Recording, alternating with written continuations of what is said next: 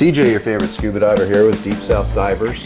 Today we are inspecting a vessel prior to a client purchasing that vessel.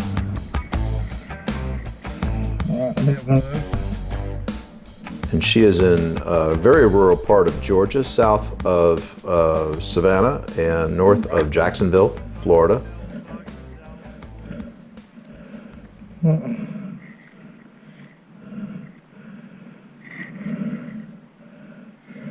Alright, see you in a bit.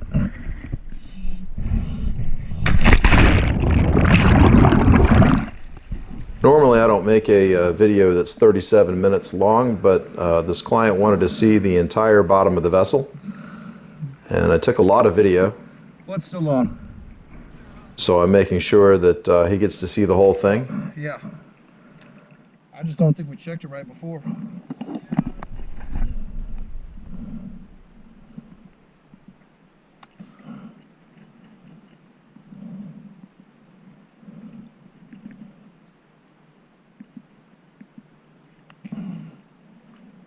Cool. Good to go. I'm gonna hit all this back here and then head up there. You'll see my bubbles. Boom.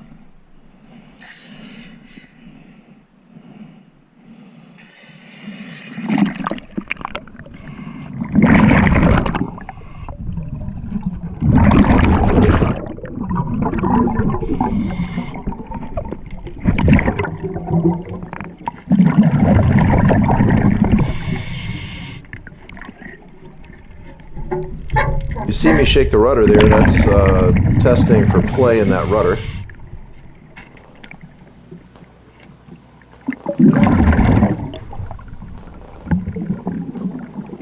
And that's where the rudder post goes into the bottom of the vessel. Over the course of the past 20 years or so, I've seen consistent issues with that particular area, so I'm definitely checking it to make sure that things look good. Same thing here with the bottom of the rudder. It's called the rudder shoe, and that is where the post of the rudder goes into its holder.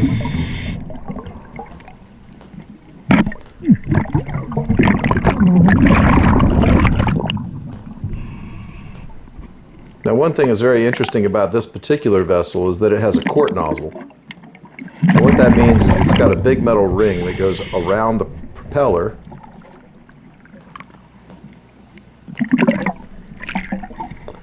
and that ring is fixed. It is stationary on the rudder shoe and is also attached to the bottom of the vessel. It is completely stationary, and the prop turns inside of the quart nozzle. And maximum efficiency is gained when the propeller blades come as close as possible to that quart nozzle, but don't actually touch it. So you see here, I'm checking for clearance, making sure that that the propeller is as close as possible to the interior of that quart nozzle, and yet not actually touching it. I'll check the zincs on the quart nozzle. Just kind of get some of the marine fouling off of the zincs. They look like they're in great shape. There's a variety of them there. I'd say about 80 or 85% of those zincs still remaining. And I'll check as to how these zincs are attached to the quart nozzle. Sometimes there's studs and nuts and bolts and things that attach them there, and I'm looking to see that, if that's the case, but these are actually tack welded.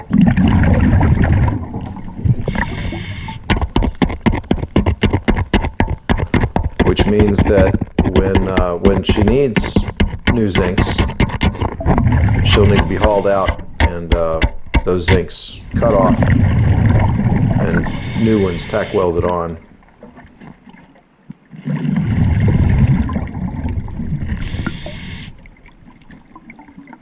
I'll check where the shaft comes out of the keel, make sure that cutlass bearing is in good shape. And I'll give the blades on the propeller a couple of scrapes just to show what kind of marine fouling is on those blades.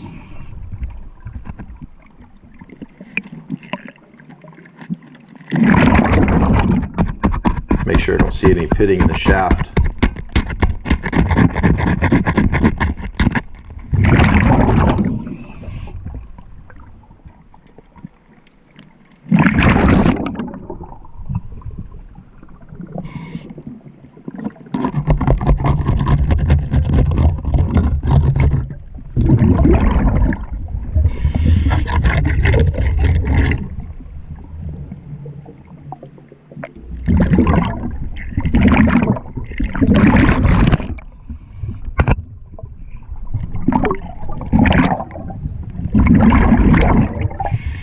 So I'm just checking the fouling level here. You can see this is at the top of one of the struts. And I'm just checking to see why there's so much growth here and if there's any obvious structural issues like cracks or dents or dings. All of that stuff passes in flying colors.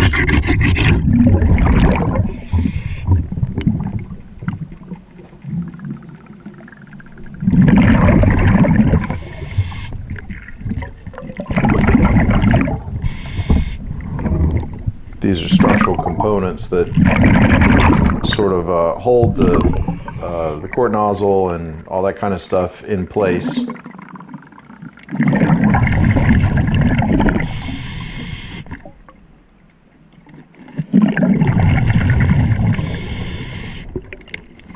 Okay, this is the very bottom of the keel. This is the very bottommost portion of the boat. I'm kind of cruising along here to see if I can find any rub marks. And these are places where the vessel would have touched bottom.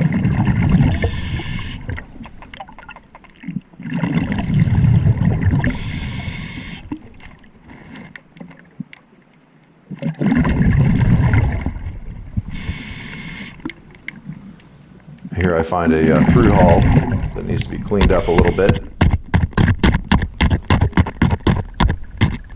Now, I've not been hired to clean the vessel. I've just been hired to do an inspection and video log that inspection. But nonetheless, I can't really help but to see that through hull isn't going to flow very well. So I'm going to go ahead and clean off some of the barnacles there.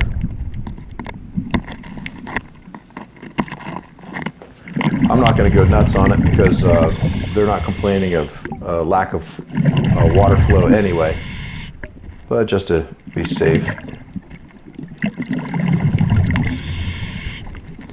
Again, I don't see any issues with the bottom of the keel. It doesn't look like it's touched down. If it has, it was a long time ago because the growth has grown over onto the keel. This is actually a very clean shrimp boat. Usually the commercial fishing and shrimping vessels are covered in huge oyster clusters and that kind of stuff, and these are just barnacles. I come all the way to the bow. That is the very front of the vessel. I see no structural damage whatsoever. It's pretty impressive.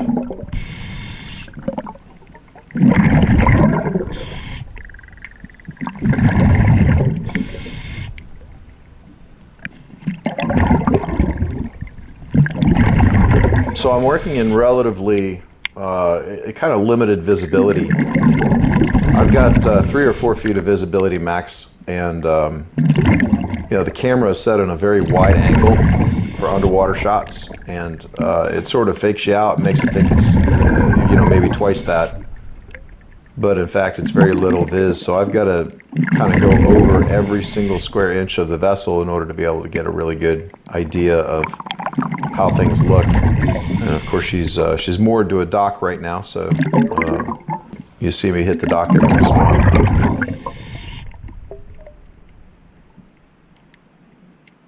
Now the client said that he found an area that was kind of seeping, sort of leaking and weeping inside of the vessel, and this is it. So I'm going to spend some extra time here. And And you can see that there is an area there where the vessel was being held up in a cradle, where it was sitting on a stand, a jack stand, when they did the bottom paint. So there's a patch on the bottom of the vessel where there's not a lot of paint. I'm checking for soft spots in the wood that could explain why it's seeping. It's actually fiberglass over a wooden hull. So you'd have to have kind of a hole in the fiberglass, and then a weep or a hole in the wood for it to leak upwards into the vessel.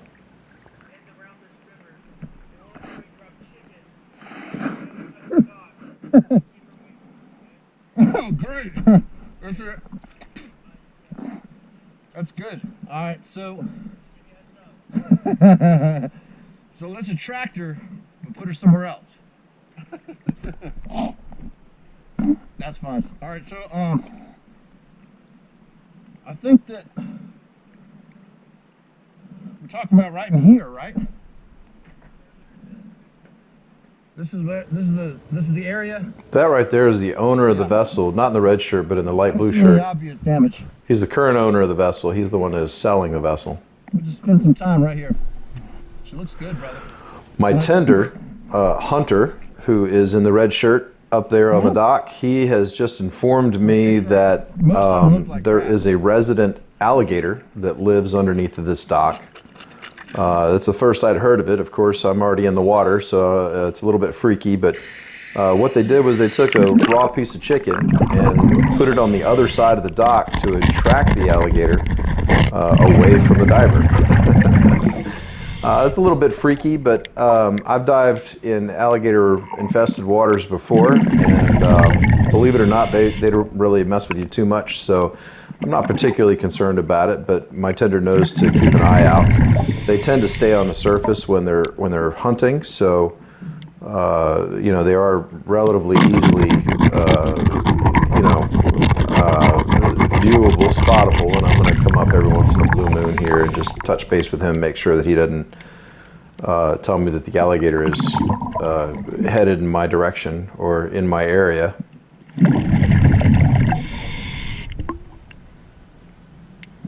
Yeah, a little bit freaky in the dark waters here.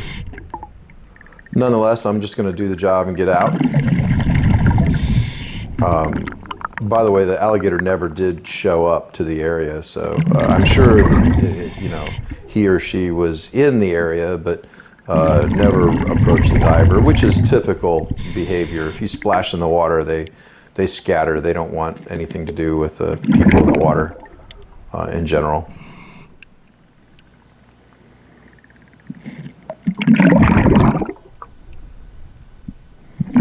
It would indeed freak me out if I kind of came along an alligator up underneath this boat at this moment.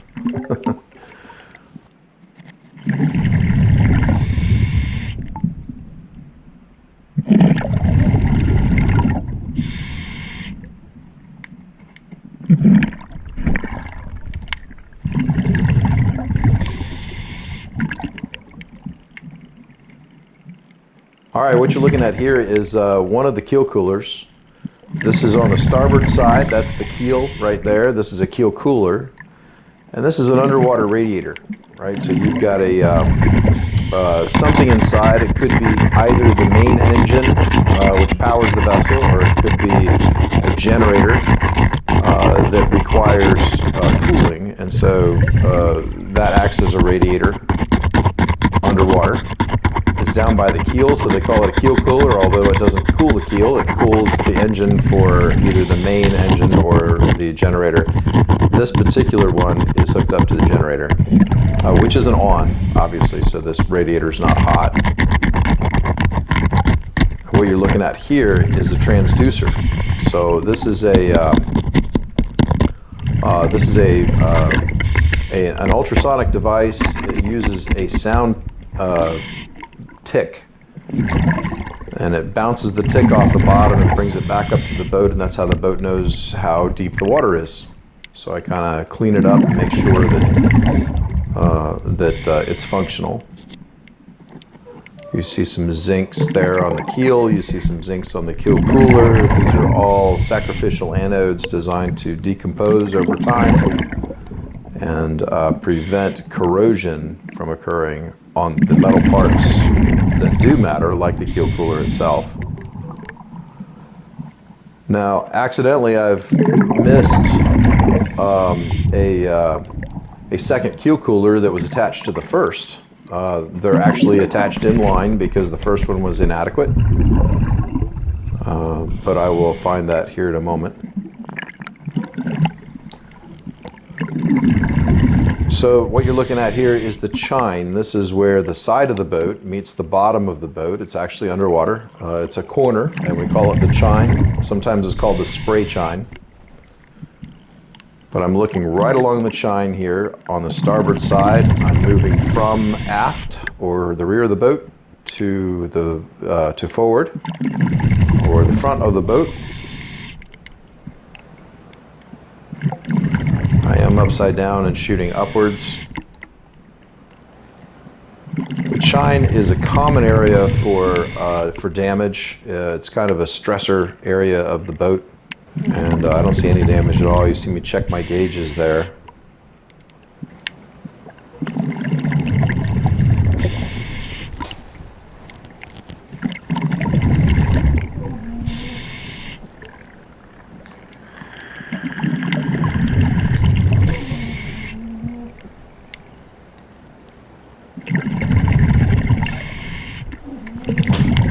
So I'm giving a full view of the starboard chine, and I'm particularly concerned about it because we do have that weeping happening on the starboard side. Here's the bow.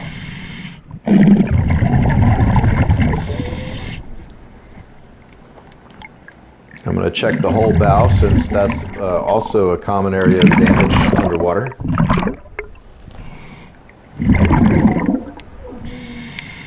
I'm kind of on the inside of the chine here, meaning on the hull, in between the chine and the keel, which is the center line, the center point of the vessel. And here I'll move up to the side of the vessel, or the gunnel. This is the submerged portion of the gunnel.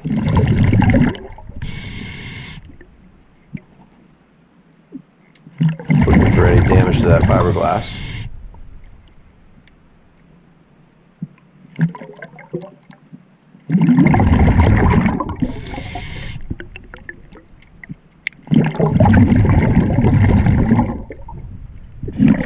Obviously, I'm not finding any.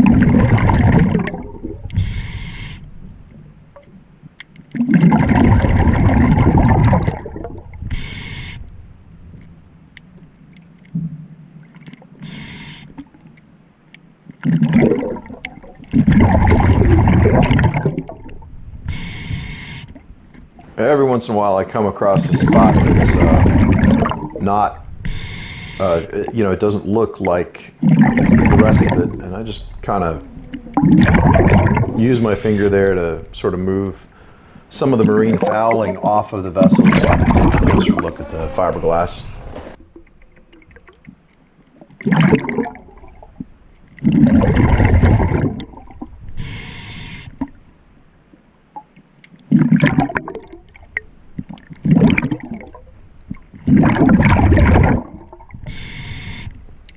That looks like it's an area that was held up by a jack stand. When they pull the vessel out of the water, they'll hold it up in the jack stand. It's like a stand that holds the boat, and it tends to be less. There tends to be less paint where those jack stands sat. Here we're back at that keel cooler again. This is starboard side. Sorry. And here's that second keel cooler that I missed the first time because I was out of visibility of that.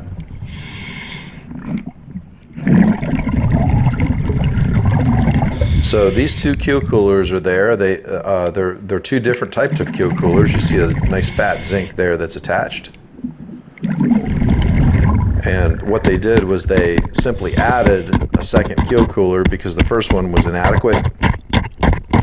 And they put them in line, so water flows out of the generator into one keel cooler and then out of that keel cooler into the second keel cooler before returning to the generator's engine. And that kind of dissipates heat, keeps that generator running cool, what they call the Jenny. Nice big fat zincs on that one too. Historically, we get underneath these vessels and find zincs are gone completely. They tend to be neglected because they're work boats. You know, they get worked a lot. You know, they don't really have time to be fixing them. This is an exception to the rule in that the zincs are in great shape. So you see me keep looking at my tool there. I'm actually using it as a mirror and making sure that the light on my camera is indeed blinking red. When you turn it on, it beeps. When you turn it off, it beeps a lot more. And so it should be obvious when it's on and when it's off, but sometimes I've forgotten whether or not that camera is running. And so I'll use the tool to reflect the red light, and either I see it or I don't.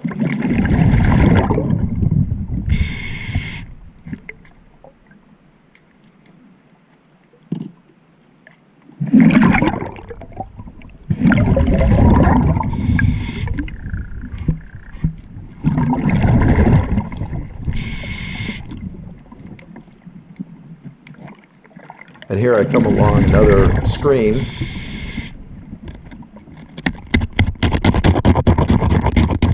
Although I've not been hired to do it, I'm going to go ahead and clean these off just to make sure that they do indeed flow water properly.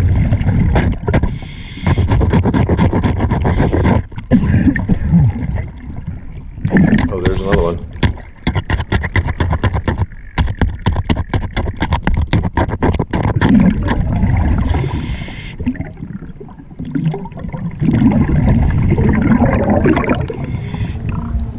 All right, so you've got two big zincs that I've come across, and this is a huge keel cooler.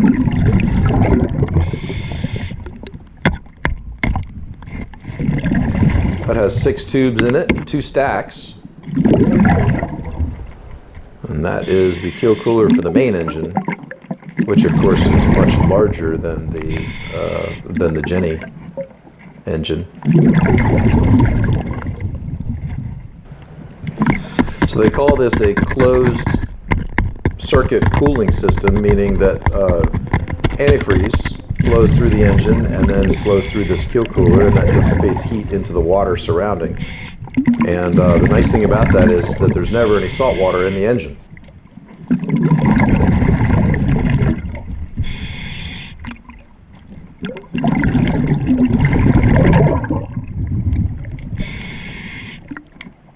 You see here's another area where a jack stand was placed when they painted the bottom of the vessel the last time it was hauled out.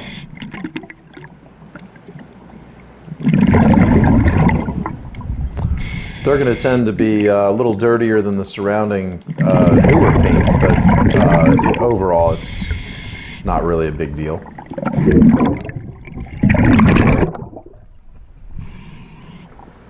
Alright, so I've come along another strut here that holds the quart nozzle. There's your quart nozzle. And again, the quart nozzle is a big metal ring that surrounds the propeller and increases the efficiency of the propeller. It also tends to kind of protect the propeller a little bit, but mostly it's done for efficiency reasons. If something does get hung up in that propeller inside of the quart nozzle, it could be a real mess.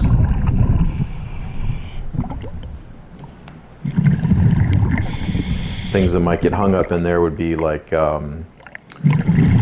maybe a crabber has a crab trap out with a buoy on it, and the captain of the vessel, the pilot of the vessel, like this, runs over that crab pot buoy. Well, that crab pot buoy, the buoy goes into the quart nozzle, the line goes into the quart nozzle, and or maybe the rigging from the vessel itself could get caught up in there and make a real mess. But overall, quart nozzles are a good thing in that there's some protection offered, and it definitely increases efficiency over a regular propeller just sitting in the water by itself. So here I'm going along the port side, or the left side of the vessel. The top of the screen is towards the front of the vessel, or forward, and the bottom of the screen is aft, or towards the rear of the vessel. The port side actually looks cleaner than the starboard side did. Less barnacles.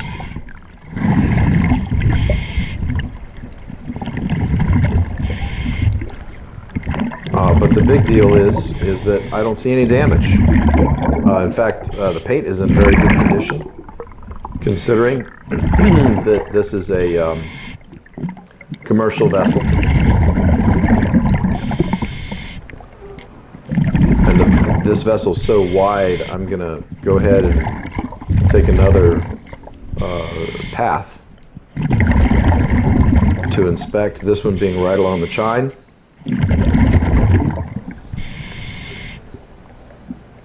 And I'm seeing a good bit of the gunnel there too.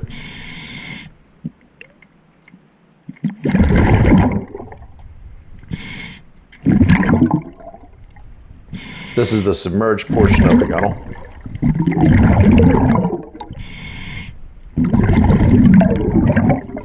It's actually a really great thing that I'm not seeing any damage, I'm not seeing anything that stands out as something to be concerned about.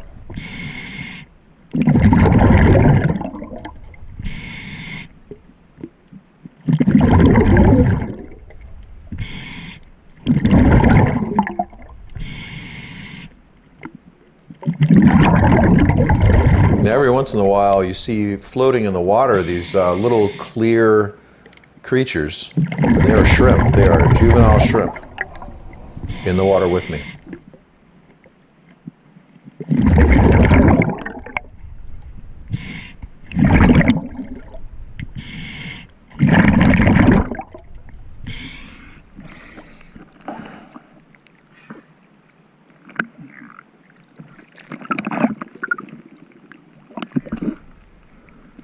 Huh? Craig? Cool.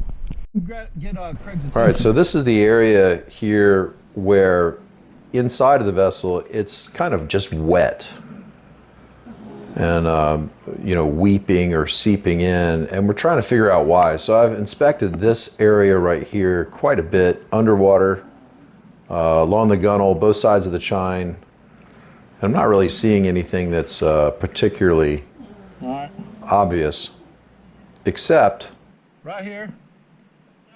Hey bud, how you? All right, so you might want to take a look at this. This is above the water line right here.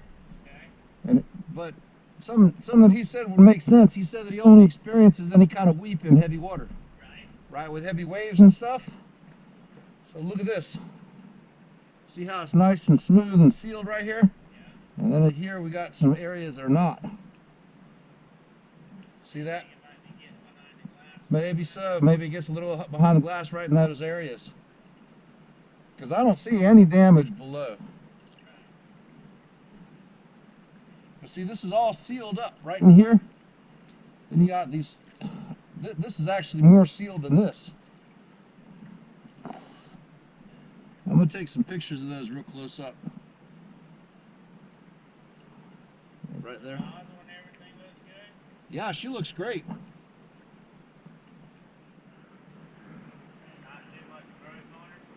No, just a few barnacles here and there. And I mean, you know, that ain't nothing.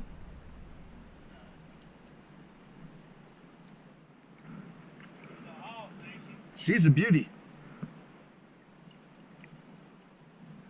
Yeah, I think that right there, those go underwater. I think you get a little weep right in there. These places. check under here anyway.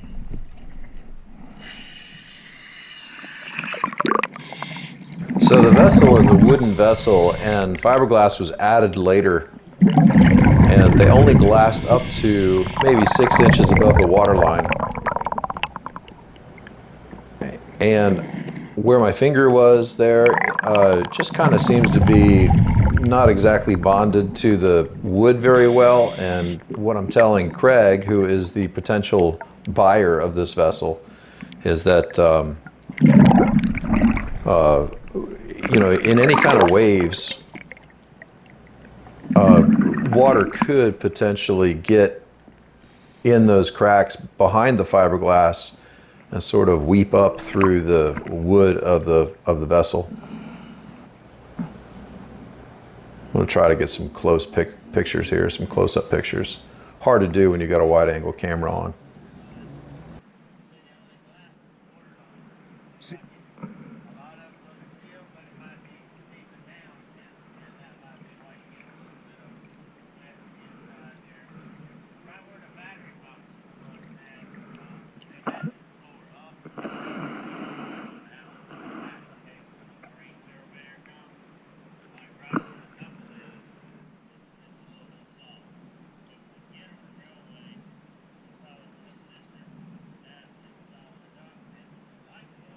I don't see anything like that otherwise.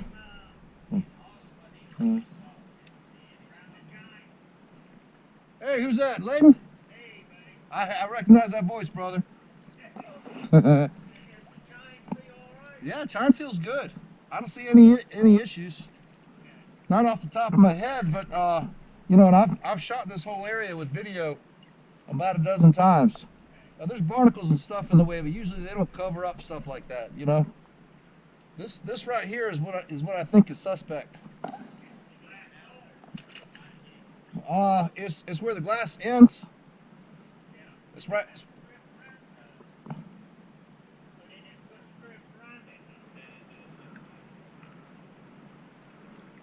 So the potential buyer is Craig. His last name is Reeves. Craig and his family own Sea Eagle Market in Beaufort, South Carolina, and I've been working for them for probably 15 or 20 years on various vessels that they've owned. Craig's father is Layden Reeves, and Layden and I go way back. Our families kind of have known each other for many years. Good people, I love them.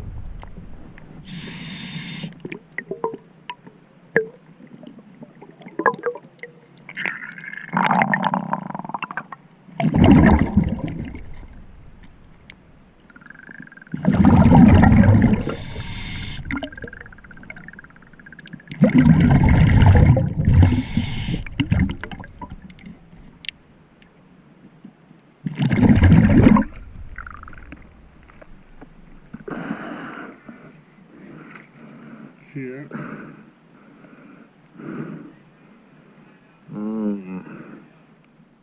Okay.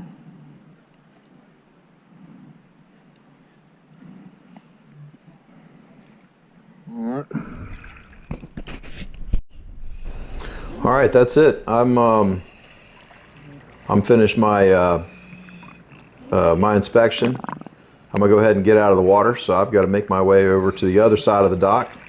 Incidentally, that's where they dropped in the raw chicken to attract the gator, but nobody's seen Mr. and Mrs. Gator. So I'm going to move on over there with my tender watching out for me. So I'm cruising along the vessel right next to Judge, which is the one I just inspected. And you can see how much dirtier this vessel is than Judge. Much more typical growth that you see on the bottom of a commercial vessel. They usually run along around, you know, somewhere between 4 and maybe 8 knots, so maybe 10 miles an hour, and so they don't really have the opportunity to be able to knock any of that stuff off, nor is it particularly important.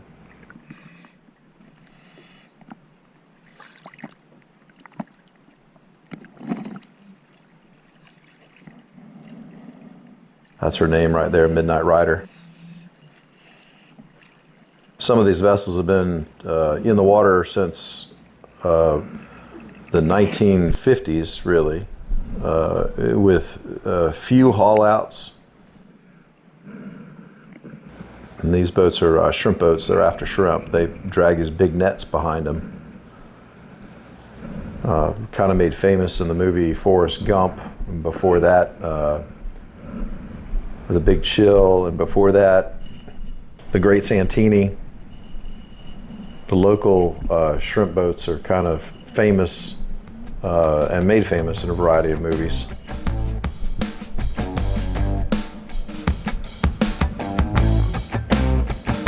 Thanks for watching. We'll see you on the next video.